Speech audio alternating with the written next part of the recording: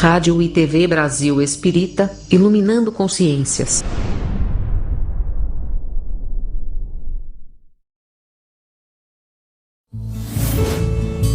A Rádio e a TV Brasil Espírita apresentam Causos e Contos Espíritas.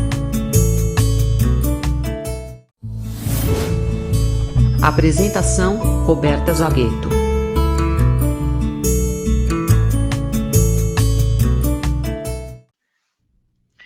Muito boa noite, meus queridos amigos da Rádio Brasil Espírita, esse farol de luz que trabalha há mais de 10 anos na iluminação de consciências e consolo dos corações. Uma alegria enorme estar aqui mais uma vez para mais uma sexta-feira, e o Causos e Contos Espíritas de hoje traz uma mensagem que está no livro Contos e Apólogos, pelo espírito de Irmão X, a psicografia de Chico Xavier. E olha que interessante que Humberto de Campos nos traz. O capítulo é o Exame da Caridade. Numa cidade muito populosa do Brasil, 3 amigos de sobrenome Ribeiro, Pires e Martins, inspirados no Espiritismo Consolador, fundaram um núcleo doutrinário muito prestigiado, exclusivamente destinado ao estudo da caridade cristã. Um expressivo número de companheiros sempre agregaram ao ideal das entidades amigas através de médiuns devotados à causa e se revelaram muito simpáticas ao trabalho que se propunham a desenvolver, colaborando brilhantemente para uma melhor compreensão do Evangelho, né? E para que isso, de fato, reinasse ali no grupo. Dentre essas entidades, salientava uma delas, uma benfeitora, de nome Custódia, que tomou para si o encargo maternal de orientar aqueles 3 companheiros que haviam, então, entrelaçado as esperanças e as aspirações em torno dessa redentora virtude. Irmã Custódia ensaiava as mais belas tarefas verbais na condição iluminada de instrutora. E Ribeiro, Pires e Martins sempre contemplavam a obra da Irmã Custódia, proferindo comentários luminosos junto àquela comunidade acolhedora. Vários livros edificantes eram interpretados ali com um brilho sem comparação. A protetora invisível aos trabalhadores encarnados sempre se rejubilava, feliz, explicando todo o conteúdo para eles, né? E sempre encontrava neles uma sementeira promissora, que dava o direito às mais belas, amplas expectativas. Ela criava expectativas sobre aqueles irmãos a quem ela tanto auxiliava. A caridade ali seria, em breve tempo, uma árvore abençoada e frondosa, resultando, então, em fonte para quem chegava com sede, mesa farta para os famintos e um refúgio calmo aos sofredores. Conferências evangélicas multiplicavam-se em adoráveis torneios de oratória. Convertera aquela casa num jardim florido, num jardim precioso. Cada irmão na fé amparava um ao outro, sobretudo nas convicções daqueles 3 fundadores incansáveis que estavam sempre fazendo aquelas preleções reconfortantes na casa, eram portadores de observações fraternas e sempre muito convincentes. Inúmeros estudiosos visitaram aquele centro espírita tão renomado, aquele reduto iluminativo, e ao se despedirem quase sempre tinham muitas lágrimas nos olhos ante a emoção recolhida naqueles discursos sublimes. Autores como Richer, Crookes, inclinados àquelas comunicações, né, aquelas observações mais científicas, quando lidos, eram em semelhantes parlamentos de amor, soavam até estranhos, porque no fundo a instituição era um templo exclusivamente dedicado ao evangelismo salvador. Estava chegando, então, o 10º aniversário daquela instalação. E a irmã Custódia pediu, aquela benfeitora pediu àqueles amigos que fizessem orações comemorativas especiais. As irradiações da caridade do alto visitariam os 3 pilares humanos, esses 3 irmãos daquela obra divina, e por isso convidava o trio a fazer uma solenidade, usando sim, sempre muitas palavras, né, de louvor ao mestre dos mestres, Jesus.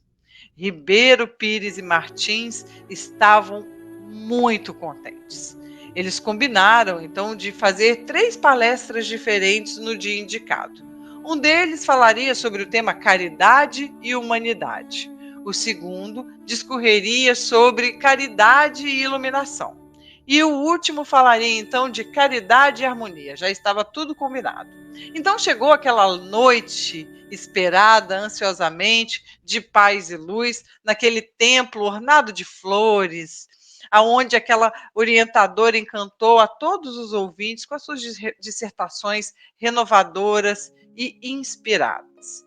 Houve preces tocantes, uma mistura de lágrimas. A mentora espiritual da casa comunicou-se com todos através de conceitos construtivos e comoventes, esclarecendo que, por haver reservado ali uma pequena tarefa para si durante as horas próximas, tornaria o grupamento na semana seguinte, de maneira a apreciar, então, os júbilos daquela noite de uma maneira mais ampla. E a notável sessão, então, foi encerrada com indisfarçáveis sensações de ventura nos espíritos de todos que estavam ali. Ribeiro Pires e Martins não cabiam em si de tão felizes. Eles até evitaram pegar o transporte público para voltar para casa e seguiram caminhando, íntimo, conversando intimamente, não é? Discorrendo ali sobre os acontecimentos da noite, até então chegar a caminho das suas casas. Eles não tinham chegado a caminhar 1 quilômetro e eles chegaram, então foram detidos por uma senhora que tinha uma expressão muito humilde. Então viram naqueles traços daquela senhora, não viram com muita nitidez, porque era uma noite escura, mas viram que ela estava calçada pobremente, vestia ali uma roupa muito modesta, né? Mas trazia consigo uma dignidade venerável. Ela aborda aqueles irmãos e pede: senhores, vocês podem me ajudar em nome da caridade? Eu estou sozinha e já é mais de meia-noite. Aí um deles fala: eu tenho um trabalho urgente e eu não posso ajudar você, infelizmente. Aí ela explica: não, eu só preciso de uma noite de pouso na casa de vocês, de um de vocês. E aí um deles fala: olha, realmente não vai dar para atender a senhora, a minha mulher não ia compreender. O outro falando: eu tenho uma dificuldade, sem dúvida, eu queria te ajudar, mas apesar da senhora ser credora de todo o meu respeito, os meus vizinhos não me perdoariam se eu levasse a senhora, uma mulher diferente, para minha casa. E Martins, o último, então fala: eu nada posso fazer. Realmente eu sou um homem sem lar. A minha família, entretanto, não entenderia a concessão que a senhora está me pedindo.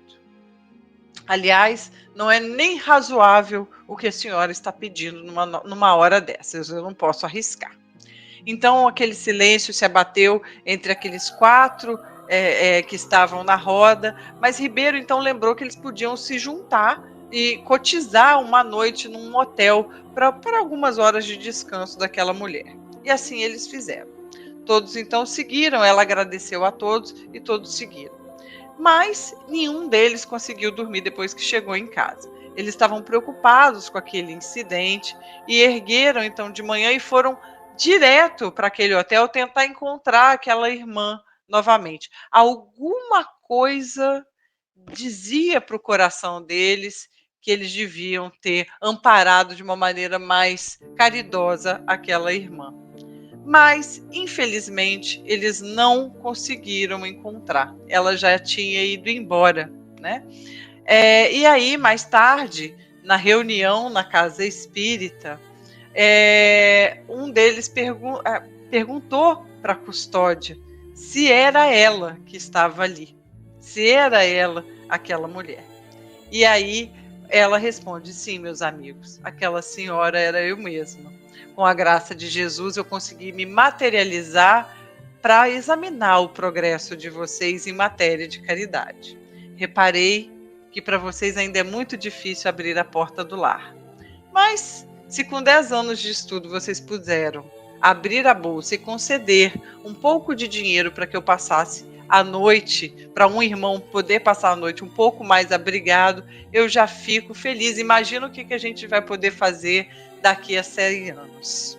Ela sorriu, mas um pouco desapontada, e ainda arrematou: o essencial, porém, é não interromper de forma alguma o trabalho que é realizado aqui na direção do alto. Não há motivo para desânimos, vamos continuar. Nós estudamos a doutrina espírita, nós buscamos, aprendemos sobre a caridade, mas muitas vezes, no momento oportuno, quando surge a chance de agirmos na caridade, infelizmente, nós nos municiamos de muitas desculpas para fugir a essa responsabilidade, a esse dever, a esse exercício de amor.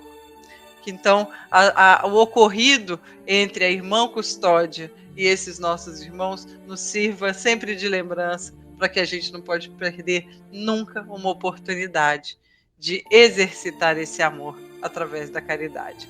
Um grande beijo, fiquem com Deus, até a próxima semana.